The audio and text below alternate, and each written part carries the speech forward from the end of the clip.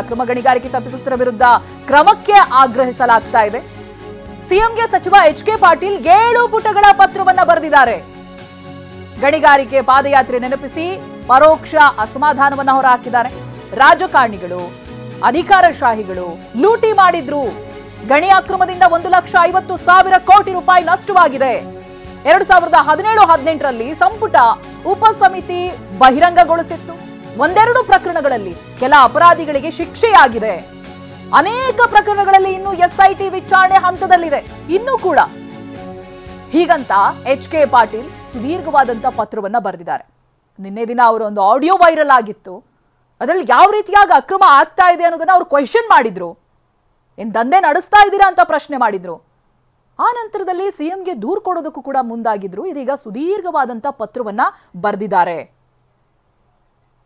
92% ಪ್ರಕರಣಗಳು ತನಿಖೆಗೆ ಒಳಪಟ್ಟೇ ಇಲ್ಲ. ಕೆಲವೊಂದು ಎಸ್ಐಟಿ ರಚನೆಯಾಗಿದೆ ಅಷ್ಟೇ.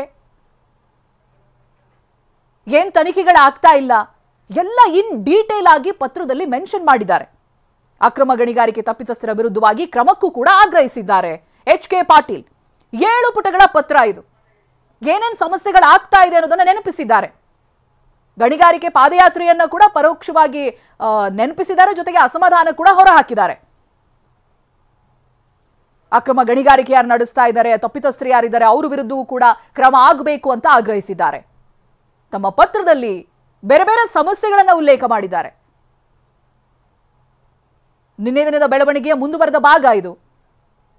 ವಸತಿ ಹಂಚಿಕೆಯಲ್ಲಿ ಆಗ್ತಾ ಇದ್ದಂತ ಅಕ್ರಮದ ಬಗ್ಗೆ ಮಾತನಾಡಿದ್ರು. ಹಣ ತಗೊಂಡು ಈ ರೀತಿಯಾಗಿ ವಸತಿ ಹಂಚಿಕೆ ಮಾಡ್ತಾ ಇದ್ದೀರಾ ಅಂತ ಪ್ರಶ್ನೆ ಮಾಡಿದ್ರು ಸರ್ಫರಾಜ್ ಅವರಿಗೆ. ಅದಾದ್ಮೇಲೆ ಇದೀಗ ಸಿಎಂಗೆ ದೂರು ಕೊಡೋದಕ್ಕೆ ಮುಂದಾಗಿ ಸುದೀರ್ಘವಾದಂತ ಪತ್ರವನ್ನ ಬರೆದಿದ್ದಾರೆ. ಸಿಎಂಗೆ ಎಚ್.ಕೆ. ಪಾಟೀಲ್ ಬರೆದಿರುವಂತ ಪತ್ರ ಇದು. ಅಲ್ಲಿ ಅಕ್ರಮ ಗಣಿಗಾರಿಕೆ ಬಗ್ಗೆನೂ ಕೂಡ ಹೇಳಿದ್ದಾರೆ. ತಮ್ಮ ಅಸಮಾಧಾನ ಏನಿದೆ ಅದನ್ನು ವ್ಯಕ್ತಪಡಿಸಿದ್ದಾರೆ. ಜೊತೆಗೆ ತನಿಖೆಗಳು ಯಾವ ರೀತಿಯಾಗಿ ಹಳ್ಳ ಹಿಡಿತಾ ಇದೆ, ಕೇವಲ ಎಸ್ಐಟಿಯನ್ನ ರಚನೆ ಮಾಡಿ ಬಿಟ್ಟಿದ್ದಾರೆ. ಎಷ್ಟು ಈ ರೀತಿಯಾದಂತಹ ಪ್ರಕರಣಗಳಲ್ಲಿ ಶಿಕ್ಷೆಯಾಗಿದೆ, ಹಾಗೆ ಉಳಿದಂಥದ್ದು ಹೇಗೆ ಬಾಕಿ ಉಳಿದಿದೆ ಅನ್ನೋದನ್ನ ಹೇಳಿದ್ದಾರೆ. ಕರ್ನಾಟಕ ರಾಜ್ಯದಲ್ಲಿ ಅಕ್ರಮ ಗಣಿಗಾರಿಕೆ ಮೂಲಕ ರಾಜ್ಯ ವಿದ್ರೋಹಿ ಎಸಗಿರುವಂತಹ ಘಟನೆಗಳು ಭಾರೀ ಪ್ರಮಾಣದಲ್ಲಿ 2017ರಿಂದ 2011ರವರೆಗೆ ನಡೆದಿದೆ. ಸುದೀರ್ಘವಾದಂತಹ ಪತ್ರದಲ್ಲಿ ಏನಿದೆ ಅನ್ನೋದನ್ನ ನೀವು ಟಿವಿ9 ಸ್ಕ್ರೀನ್ ಅಲ್ಲಿ ಗಮನಿಸ್ತಾ ಇದ್ದೀರಾ. ಸಿಎಂಗೆ ಎಚ್.ಕೆ. ಪಾಟೀಲ್ ಅವರು ಬರೆದಿರುವಂತಹ ಪತ್ರ. ಅಧಿಕಾರಶಾಹಿಗಳ ಅಕ್ರಮ ಕೂಟ ರಚಿಸಿಕೊಂಡು ಸಂಘಟಿತವಾದ ರಾಜ್ಯದ ಸಂಪತ್ತನ್ನ ಲೂಟಿ ಮಾಡಿದ್ರು. ಇಂಥ ಅಕ್ರಮ ಗಣಿಗಾರಿಕೆಯಿಂದ ಹಗಲು ದರೋಡೆ ಆಗ್ತಾ ಇದೆ. ಕರ್ನಾಟಕ ರಾಜ್ಯ ನಲುಗಿ ಹೋಗ್ತಾ ಇದೆ. ಇಂತಹ ಬಾಹುಗಳಿಗೆ ಸಿಕ್ಕು ನರಳುತ್ತಾ ಇದೆ. ಈ ಸಂದರ್ಭದಲ್ಲಿ ಈ ಪ್ರಕರಣವನ್ನ ಗಂಭೀರವಾಗಿ ತಗೋಬೇಕು. ಕರ್ನಾಟಕ ಸರ್ಕಾರಕ್ಕೆ 1,50,000 ಕೋಟಿ ರೂಪಾಯಿ ನಷ್ಟ ಆಗಿದೆ. ಇಷ್ಟು ದೊಡ್ಡ ಮೊತ್ತದ ಸಂಪತ್ತಿಗೆ ಹಾನಿಯಾಗಿದೆ. ವ್ಯವಹಾರಗಳ ತನಿಖೆಗೆ ಮೇಲುಸ್ತುವಾರಿ ವಹಿಸಿದ್ದ ಅಂದು ನನ್ನ ಅಧ್ಯಕ್ಷತೆಯಲ್ಲಿ ಸಚಿವ ಸಂಪುಟ ಉಪಸಮಿತಿ ಇವೆಲ್ಲವನ್ನು ಕೂಡ ಬಹಿರಂಗಗೊಳಿಸಿತ್ತು. ಹಾಗೆ ಒಟ್ಟು ಎಷ್ಟು ಪ್ರಕರಣಗಳು ಇದಾವೆ ಅನ್ನೋದನ್ನ ಕೂಡ ಉಲ್ಲೇಖ ಮಾಡಿದ್ದಾರೆ. 2010-11ನೇ ಸಾಲಿಗೆ 6,476 ಅಕ್ರಮ ಗಣಿಗಾರಿಕೆ ಪ್ರಕರಣಗಳು ಇದೆ ಅಂತ. ನಮ್ಮ ಪ್ರತಿನಿಧಿ ಪ್ರಸನ್ನ ಈ ಬಗ್ಗೆ ವಿವರವಾಗಿ ಮಾಹಿತಿಯನ್ನ ಕೊಡ್ತಾರೆ. ಪ್ರಸನ್ನ, ನಿನ್ನೆ ದಿನ ಒಂದು ಆಡಿಯೋ, ಅದರಲ್ಲಿ ವಸತಿ ಇಲಾಖೆಯಲ್ಲಿ ಯಾವ ರೀತಿಯಾದಂತಹ ಅಕ್ರಮ ನಡೀತಾ ಇದೆ ಅನ್ನೋದಾಗಿ ಅವರು ಸರ್ಫರಾಜ್ ಅವರಿಗೆ ಮಾಡಿರುವಂತಹ ಪ್ರಶ್ನೆಗಳಿಂದಲೇ ಕೂಡ ಗೋಚರ ಗೊತ್ತಾಗುತ್ತೆ ನಮಗೆ ಸತ್ಯ ಏನಾಗ್ತಾ ಇದೆ ಅಂತ. ಈಗ ಮತ್ತೊಂದು ಪತ್ರವನ್ನ ಬರೆದಿದ್ದಾರೆ. ಪತ್ರದಲ್ಲಿ ಹಲವಾರು ವಿಚಾರಗಳನ್ನ ಉಲ್ಲೇಖ ಮಾಡಿದ್ದಾರೆ. ಏನೇನು ಡೀಟೇಲ್ಸ್ ಸಿಗ್ತಾ ಇದೆ ಪ್ರಸನ್ನ?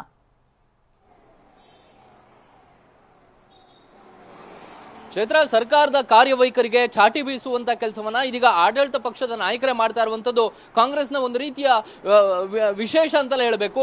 ನಿನ್ನೆ ಆ ವಸತಿ ಇಲಾಖೆಗೆ ಸಂಬಂಧಪಟ್ಟಂತೆ ಆಡಿಯೋ ವೈರಲ್ ಆಗಿತ್ತು.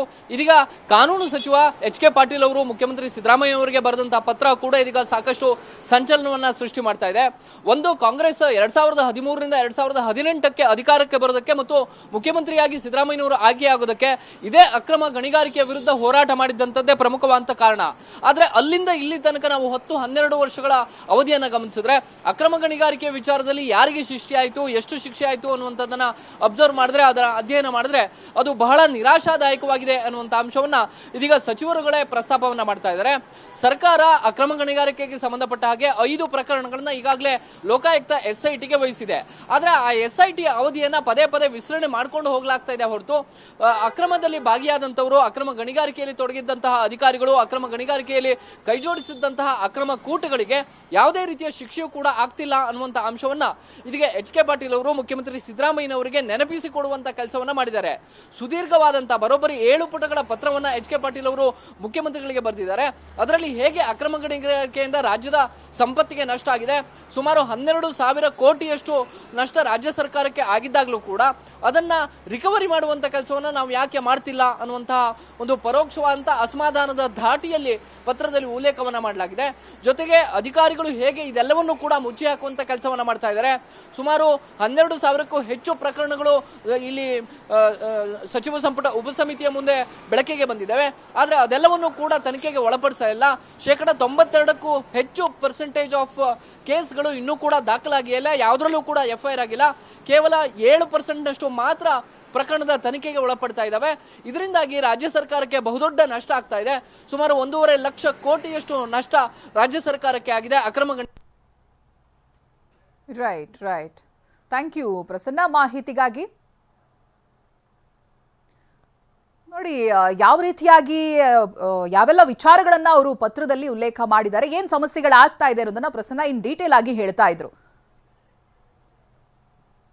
ನೋಡಿ ಇದು ಸಿಎಂಗೆ ಎಚ್.ಕೆ. ಪಾಟೀಲ್ ಅವರು ಬರೆದಿರುವಂತ ಪತ್ರ. ಸುಮಾರು 7 ಪುಟಗಳ ಪತ್ರದಲ್ಲಿ ಸರ್ಕಾರದಲ್ಲಿ ಏನೇನು ಸಮಸ್ಯೆಗಳಾಗ್ತಾ ಇದೆ, ಯಾವ ರೀತಿಯಾಗಿ ಅಕ್ರಮಗಳನ್ನ ಎಸಗಿಸಲಾಗ್ತಾ ಇದೆ ಅನ್ನೋದನ್ನ ಅವರು ವಿವರಿಸಿದ್ದಾರೆ. ಎಚ್.ಕೆ. ಪಾಟೀಲ್ ಅವರೇ ಮಾತನಾಡ್ತಾ ಇದ್ದಾರೆ, ಬನ್ನಿ ನೋಡೋಣ ಅಂತ ಹೇಳಿದ್ರು. ಆದ್ರೆ ಈಗ 1 ನಿಮಿಷದ ಕೇಳ್ರಿ, ಆಮೇಲೆ ಆ ಕಾರ್ಯಕ್ರಮವನ್ನ ಕೆಲವು ಹೊತ್ತು ಕೊಡೋಣ. ಸರ್, ಸಿಎಂ ಅವ್ರಿಗೆ ಪತ್ರ ಬರೆದಿದ್ರಲ್ಲ ಸರ್ ಗಣಿ ಸಂಬಂಧಪಟ್ಟಂತೆ, ಆ ಪತ್ರದ ಉದ್ದೇಶ ಏನು ಸರ್? ಈಗ ಶಾಸಕರು ಅಸಮಾಧಾನಗೊಂಡ್ರು BR ಪಾಟೀಲ್ ಅವರು, ಈಗ ತಾವು ಪತ್ರ ಸಂಬಂಧಪಟ್ಟಂಗೆ 7 ಪುಟಗಳ ಸುದೀರ್ಘ ಪತ್ರ ಬರೆದಿದ್ರಿ, ಏನು ಉದ್ದೇಶ ಏನು ಸರ್? ಈಗ ಉದ್ದೇಶ ಪತ್ರ ನೀವು ನೋಡಿದ್ರಿ, ನೀವು ಒಂದು ಪತ್ರಿಕೆಯಲ್ಲಿ ಅದನ್ನು ಪ್ರಕಟ ಮಾಡಿದ್ದನ್ನು ನೋಡಿದರೆ ಅದರಿಂದ ಉದ್ದೇಶ ನಿಮಗೇನು ಅರ್ಥ ಆಗಲಿಲ್ವಾ? ನಾನು ಏನು ಮಾಡಬೇಕು ಅನ್ನೋದನ್ನು ಸಹಿತ ಮಾನ್ಯ ಮುಖ್ಯಮಂತ್ರಿಗಳ ಗಮನಕ್ಕೆ ತಂದಿದ್ದೇನೆ. ಅದರ ಮೂಲಕ ರಾಜ್ಯದ ಸೇವೆ ಆಗಬೇಕು, ನಮ್ಮ ಸರ್ಕಾರಕ್ಕೆ ಒಳ್ಳೆಯ ಹೆಸರು ಬರಬೇಕು. ಆ ಕಾರಣಕ್ಕಾಗಿ ಆ ಪತ್ರ ಬರೆದಿದೆ. ಆ ಪತ್ರ ರಾಜಕೀಯ ಪತ್ರವಲ್ಲ, ಆ ಪತ್ರ ರಾಜ್ಯದ ಹಿತದೃಷ್ಟಿಯಿಂದ, ನಮ್ಮ ಜನರ ಹಿತದೃಷ್ಟಿಯಿಂದ ಬರೆದಿರ್ತಕ್ಕಂಥ ಪತ್ರ. ಆ ಪತ್ರದಂತೆ ಮಾನ್ಯ ಮುಖ್ಯಮಂತ್ರಿಗಳಿಗೆ ನಾನು ಆ ಪತ್ರ ಈಗಾಗಲೇ ತೋರಿಸಿದ್ದೇನೆ. ಅವರು ಆ ವಿಷಯವನ್ನು ಗಂಭೀರವಾಗಿ ತೆಗೆದುಕೊಂಡಿದ್ದಾರೆ. ಎಲ್ಲೋ ಒಂದು ಕಡೆ ಅಕ್ರಮ ದಾಖಲೆಗಳು ಏನಾದರೂ ನಾಶ ಆಗ್ತಾ ಇದೆ ಅನ್ನೋ ಅನುಮಾನ ಏನಾದರೂ ಆಗಬಾರ್ದು ಅನ್ನುವಂಥ ಉದ್ದೇಶದಿಂದನೇ ನಾನು ಆ ಎಚ್ಚರಿಕೆ ಮಾತನ್ನು ಆಡಳಿತಕ್ಕೆ, ಇಲಾಖೆಯವರಿಗೆ ಕೊಟ್ಟಿದ್ದೇನೆ. ಒಬ್ಬೊಬ್ಬರು ಕೇಳಿ ಹೇಳ್ತೀನಿ. ಗಣಿಗಾರಿಕೆ ಸಂಬಂಧಪಟ್ಟಂತೆ ಸಿಎಂ ಸೇರಿದಂತೆ ತಾವು ಕೂಡ ಪಾದಯಾತ್ರೆಯಲ್ಲಿ ಭಾಗವಹಿಸಿದ್ರಿ, ಈ ಪತ್ರ ಬರೆದಿದ್ರಿ ಸರ್. ಈಗ ನಿಮ್ಮದೇ ಸರ್ಕಾರ ಇದೆ ಅಲ್ಲದೆ, ನಾನು ಅದಕ್ಕೆ ನೋಡ್ರಿ, ಪೂರ್ಣ ನೀವು ತಿಳ್ಕೊಂಡು ನೀವು ಹೇಳಿದ್ರೆ ಅಡ್ಡಿಲ್ಲ. ನಾವು 15 ವರ್ಷದಿಂದ ಪಾದಯಾತ್ರೆ ಮಾಡಿದ್ವಿ. ಅದು ಇಷ್ಟು ವರ್ಷ ಆದಮೇಲೂ ನಾವು ಮತ್ತು 2013ರಿಂದ 18ರೊಳಗೆ ಕ್ಯಾಬಿನೆಟ್ ಸಬ್ ಕಮಿಟಿ ಮಾಡಿದರು ಮಾನ್ಯ ಸಿದ್ದರಾಮಯ್ಯನವರು. ಕ್ಯಾಬಿನೆಟ್ ಸಬ್ ಕಮಿಟಿಯೊಳಗೆ ಹಾನಿ ಯಾವ ಪ್ರಮಾಣದ್ದು ಲೋಕಾಯುಕ್ತರು ಏನು ಮಾಡಿದ್ರಲ್ಲ ಅದು ಅಲ್ಲದೆ ಅದರ ಮುಂದಿನ ಅವಧಿಯೊಳಗೆ ಹಾನಿ ಯಾವ ಪ್ರಮಾಣದ್ದು ಅನ್ನೋದನ್ನು ಸಹಿತ ನಾವು ಎತ್ತಿ ತೋರಿಸಿದ್ವಿ. ಅಷ್ಟೆಲ್ಲ ಆಗಿನೂ 12,000ಕ್ಕೂ ಹೆಚ್ಚು ಪ್ರಕರಣಗಳು ದಾಖಲೆ ಆಗಿದ್ದರೆ ಅದರೊಳಗೆ 7% ಮಾತ್ರ ಇವತ್ತು ತನಿಖೆ ಆಗಿವೆ. ಅದರಲ್ಲಿ 2% ಮಾತ್ರ 7%, 2% ಅಂದರೆ ಟೋಟಲ್ ಇದರೊಳಗೆ 0.2% ಮಾತ್ರ ಇವತ್ತು ತೀರ್ಪುಗಳು ಬಂದಿವೆ.